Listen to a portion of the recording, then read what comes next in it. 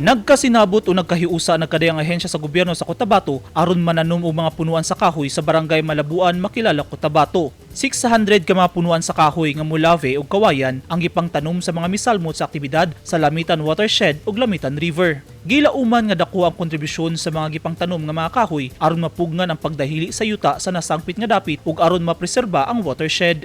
Tumong sa provincial government sa Cotabato nga malikayan ang posibleng mga pagbaha tungod sa pagkaupaw sa kalasangan o climate change. Sa mensahe nga gipaabot ni 2nd District Board Member Ryle Jan Cawagdan nga mitindog isip representante ni Cotabato Governor Emilio Talino Mendoza, gisaysay niini nga ang pag-amping sa kinaiyahan ng usa sa mga prioridad sa kasamtangang administrasyon sa provincial nga gobyerno.